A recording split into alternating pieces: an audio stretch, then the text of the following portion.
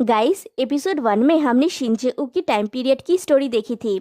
Episode 2 में हम Kang जी हुन की टाइम की स्टोरी देखेंगे। और अगर आप लोगों ने एपिसोड 1 नहीं देखा है तो पहले वो देख लीजिए, नहीं तो आप लोगों को स्टोरी समझ में नहीं आएगी। लिंक डिस्क्रिप्शन बॉक्स में दिया हुआ है। ओके, एपिसोड 2 की शुरुआत में हम देखते हैं कैंग जी हुन फोन में बात कर रहा होता है। वो पूछता है कौन है, फिर कहता है मेरा नाम कैंग जी हुन है। मुझे लगता है कि तुमने रॉन्ग नंबर डायल किया है, मैं फोन रख रहा हूँ। वो रिसीवर को रखने जाता है, तभी उसे कोई बुलाता है और वो उसकी फोटो खींचता है और ये उसका वो फ्रेंड होता है। कैंग जी हुन फोटो को लेने जाता है तो उसका फ्रेंड कहता है इसे छूना मत बास्टर्ड, ये गंदा हो जाएगा। इसे सम्मान पूर्वक अपने दोनों हाथों से लो, ये इस कैमरा से लिया गया पहला फोटो है। और कैंग जी हुन को वो फोटो देता है, फिर कहता है चलो बियर पीने चलते हैं। कैंग जी हुन कहता है जरूर, और वो उस फोटो को वहाँ पे रख के चला जाता है। फिर दोनों एक जगह पे बैठ के बियर पी रहे होते हैं। उसका फ्रेंड कहता है क्या तुम्हारी पढ़ाई अच्छी चल रही है? कैंग जी हुन कहता है मैं इसे सिर्फ कर रहा हूँ, तुम्हारा कैसा चल रहा है? उसका फ्रेंड कहता है मैं आजकल कुछ नया सीख रहा हूँ। कैंग जी हुन पूछता है और वो क्या है? उसका फ्रेंड कहता है मुझे यकीन है कि मैं अपने पिछले जीवन में एक मछली था। मेरे अंदर के सारे गंदगी को एक्सप्लेन करने का और कोई तरीका नहीं है। कैंग जी हुन पूछता है तुम क्या बोल रहे हो? उसका फ्रेंड कहता है मेरे पास बार एग्जाम देने का कोई दिमाग नहीं है और इसमें कोई डाउट नहीं है। मैं कभी भी जू हियांग जिन नहीं था, मैंने ये 27 साल बाद रियलाइज किया। कैंग जी हुन कहता है क्या अनलकी बात बोल रहे हो, जब आवेदन जमा करने का डेट कल है। जू हियांग जिन कहता है तुम जानते हो मेरे इंट्यूशन अच्छे हैं, राइट? तुम इस बार जरूर पास हो जाओगे। तुम मुझे सिर्फ इसके लिए छोड़ नहीं सकते क्योंकि तुम पहले पास कर रहे हो, ओके? कैंग जी हुन कहता है बकवास बंद करो, हम एक साथ पास करेंगे। फिर पूछता है हियांग जिन लाइफ इतना बोरिंग क्यों है? जू हियांग जिन कहता है एक परीक्षार्थी का जीवन बोरिंग होता है, इसलिए तुम एक परीक्षार्थी हो। तुम डेटिंग क्यों नहीं ट्राई करते? कैंग जी हुन कहता है वो एक लग्जरी है जिसे मैं अफोर्ड नहीं कर सकता। मैं अपनी परिस्थिति में कैसे डेट कर सकता हूँ? जू हियांग जिन कहता है तुम्हारा परिस्थिति हो या मेरा, हम दोनों एक ही नाव पे सवार हैं। ऐसा मत करो और डेट करने के लिए समय निकालो जैसा मैं कर रहा हूँ। डेट भी एक एग्जाम टॉपिक की तरह है, तुम्हें पहले से उसके लिए पढ़ाई करना होगा। कैंग जी हुन कहता है कौन मेरे जैसे किसी को पसंद करेगा? जू हियांग जिन पूछता है क्या बोला तुमने? कैंग जी हुन कहता है अब जब मैं इसके बारे में सोचता हूँ तो मुझे याद नहीं आता लास्ट टाइम कब किसी ने कहा था कि वे मुझे पसंद करते हैं। जू हियांग जिन कहता है जो भी हो, बस इसे इस पर छोड़ दो। मैं अब और नहीं पीना चाहता, मैं जा रहा हूँ, कल मिलेंगे। और वो चला जाता है। कैंग जी हुन कहता है कल लेट मत करना, ओके? फिर नेक्स्ट डे दोनों साथ में जा रहे होते हैं। कैंग जी हुन कहता है इतना ठंड है, तुम आइसक्रीम के लिए क्यों इंसिस्ट करते हो? जू हियांग जिन कहता है तुम्हें नहीं पता क्या, ठंड में आइसक्रीम का टेस्ट सबसे बेस्ट होता है। ये बात तो सही है। फिर वो देखता है कि वो अपना एप्लीकेशन लाना भूल गया। वो कैंग जी हुन को वो कहता है तो कैंग जी हुन कहता है अगली बार से सिर्फ आइसक्रीम ही खाना। जू हियांग जिन कहता है तुम आइसक्रीम के बारे में ऐसा कैसे बोल सकते हो? एप्लीकेशन और आइसक्रीम दोनों अलग मैटर है। वो उसे रुकने के लिए बोल के अपना एप्लीकेशन लेने के लिए चला जाता है। कैंग जी हुन कहता है लेट मत करना, और एक जगह पे बैठ के आइसक्रीम खाते हुए उसके लिए वेट कर रहा होता है। उसके पास एक बच्चा आके बैठता है और ये शिनजेऊ होता है। कैंग जी हुन शिनजेऊ को अपना आइसक्रीम ऑफर करता है। शिनजेऊ सर हिला के ना कहता है। कैंग जी हुन पूछता है तुम्हें लगता है कि ये गंदा है? शिनजेऊ हाँ कहता है। फिर पूछता है क्या इसका टेस्ट अच्छा है? कैंग जी हुन हाँ कहता है। शिनजेऊ कहता है क्या तुम्हें ठंड नहीं लग रहा है? कैंग जी हुन कहता है लग रहा है। फिर शिनजेऊ से पूछता है तुम्हें तो इस समय स्कूल में होना चाहिए था ना? शिनजेऊ कहता है अभी सर्दियों की छुट्टी चल रही है। कैंग जी हुन कहता है ओ आई सी। फिर पूछता है तो फिर क्या तुम कोई एकेडमी जा रहे हो? शिनजेऊ हाँ कहता है। कैंग जी हुन पूछता है तो तुम यहाँ पे क्यों बैठे हो? शिनजेऊ कोई जवाब नहीं देता। फिर कैंग जी हुन पैकेट में से एक और आइसक्रीम निकाल के शिनजेऊ को देता है जो जू हियांग जिन का था, और पूछता है क्या तुम्हें ये चाहिए? शिनजेऊ उस आइसक्रीम को ले लेता है। कैंग जी हुन पूछता है तुम कितने साल के हो? शिनजेऊ कहता है 10 साल का। कैंग जी हुन कहता है तुम अपनी उम्र से छोटे दिखते हो। शिनजेऊ पूछता है क्या? कैंग जी हुन कहता है तुम्हें देखने से नहीं लगता कि तुम्हारा उम्र 10 साल है, ये एक कॉम्प्लीमेंट है। शिंजे-ऊ मुस्कुराता है और आइसक्रीम को खाने लगता है। कैंग जी-हुन कहता है अच्छे से पढ़ाई करना। फिर रात को कैंग जी-हुन और जू ह्यंग-जिन डॉर्मिटरी पे लौट के बातें कर रहे होते हैं। कैंग जी-हुन पूछता है जमा करने के दिन तुम अपने एप्लीकेशन को कैसे भूल सकते हो। जू ह्यंग-जिन कहता है बहुत हुआ, क्या तुम मुझे पूरा दिन टीज करके थक नहीं गए।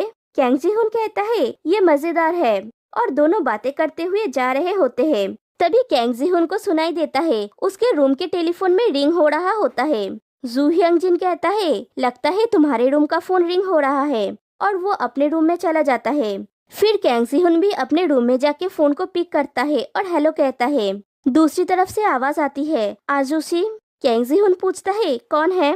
दूसरी तरफ से आवाज आती है आजुशी क्या ये तुम हो। फिर दिखाया जाता है दूसरी तरफ से शिंजे-ऊ कहता है तुम आजुशी हो है ना। कैंग जी-हुन पूछता है तुम वही हो ना जिसने कल कॉल किया था। मुझे सच में लगता है कि तुमने रॉन्ग नंबर डायल किया है, प्लीज एक बार फिर से अपने नंबर को चेक कर लो।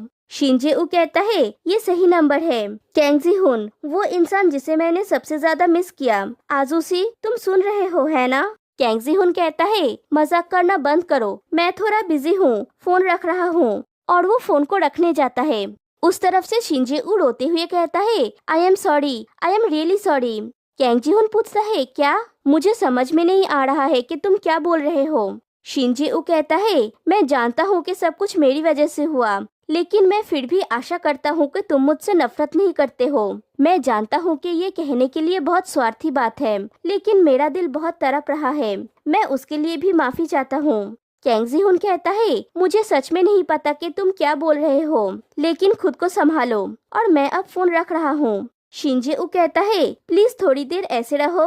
कैंग जी-हुन कहता है मेरे पास अभी टाइम नहीं है, मैं रख रहा हूँ, और कॉल को कट कर देता है। फिर कैंग जी-हुन और जू ह्यंग-जिन बैठ के खाना खा रहे होते हैं।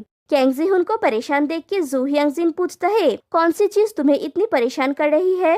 कैंग जी-हुन कहता है कुछ नहीं। फिर कहता है ह्यंग-जिन कोई एक जन मुझे कॉन्टिन्यूअसली सॉरी बोल रहा है।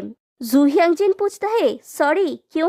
कैंग जी-हुन कहता है मुझे नहीं पता, मुझे पहले लगा था कि कोई प्रैंक कर रहा है, लेकिन उसके आवाज से नहीं लगता कि वो मजाक कर रहा है। जू ह्यंग-जिन पूछता है क्या तुमने किसी को पैसे उधार दिए थे। कैंग जी-हुन कहता है नहीं ये ऐसा नहीं है। जू ह्यंग-जिन कहता है तुम्हें सावधान रहने की जरूरत है कैंग जी-हुन, ये घोटाले का कोई नया तरीका हो सकता है। कानून की पढ़ाई कर रहा एक स्टूडेंट का ठगा जाना कितने मजाक की बात होगी। कैंग जी-हुन कहता है मैंने तुम्हें बोला ना कि ये ऐसा नहीं है। जू ह्यंग-जिन कहता है ऐसा नहीं है, तुम सही शिकार हो। अगर मैं स्कैमर होता तो मैं तुम्हें धोखा देता और पहले ही भाग गया होता। फिर कहता है अगर तुम और नहीं खाओगे तो मैं पूरा खा लेता हूँ। कैंग जी-हुन कहता है तुमसे और क्या उम्मीद किया जा सकता है, और वो गुस्सा हो जाता है। फिर रात को शिंजे-ऊ अकेला रास्ते से जा रहा होता है। तभी वो एक पर्सन को देख के रुक जाता है और डर के उल्टी दिशा में भागने लगता है। वो पर्सन भी उसके पीछे भागता है। फिर कैंग जी-हुन को दिखाया जाता है वो उसी रास्ते के आसपास था।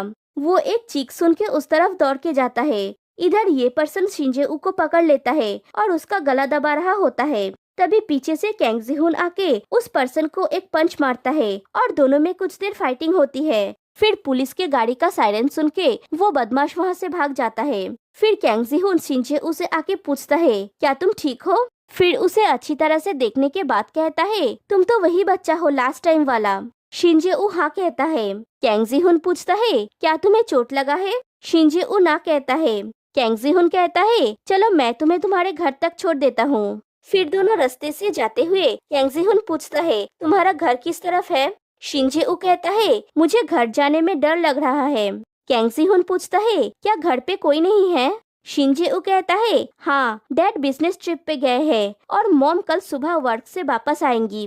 कैंग जी-हुन कहता है ऐसा है क्या, अब हम क्या करेंगे। फिर कैंग जी-हुन शिंजे-ऊ को अपने छात्रावास में ले आता है, वही रूम नंबर 303 में। वो शिंजे-ऊ को अपने बेड पे सुला के वहाँ से उठता है तो देखता है शिंजे-ऊ उसका हाथ कस के पकड़ा हुआ है। वो फिर से बैठता है और शिंजे-ऊ से पूछता है क्या तुम्हें नींद नहीं आ रही है। शिंजे-ऊ हाँ कहता है। फिर कहता है आजुशी थैंक यू। फिर नेक्स्ट डे मॉर्निंग शिंजे-ऊ की नींद टूटती है तो वो कैंग जी-हुन को आजुशी कह के बुलाता है। कैंग जी-हुन कहता है तुम उठ गए, मैं फ्रेश होने के बाद तुम्हें तुम्हारे घर तक छोड़ दूंगा। फिर वो फ्रेश होने के लिए चला जाता है। शिंजेऊ बेड से उतरता है और एक पेन लेके टेबल के पहिए में लिखता है, थैंक यू आजुशी। फिर जब दोनों डॉर्मिटरी के रिसेप्शन में पहुंचते हैं, तब वहां पे उन्हें जू ह्यंगजिन मिलता है। जू ह्यंगजिन कैंग जी-हुन से पूछता है, तुम कहाँ जा रहे हो? फिर वो रिसेप्शनिस्ट आके पूछती है, ये छोटा सा बच्चा कौन है? ये तुम्हारा बेटा तो नहीं हो सकता, भतीजा है क्या? कैंग जी-हुन कहता है, हाँ ऐसा ही कुछ। फिर वो रिसेप्शनिस्ट शिंजेऊ से कहता है, तुम कितने क्यूट हो, कितने साल का हो? शिंजेऊ कहता है 10 साल का।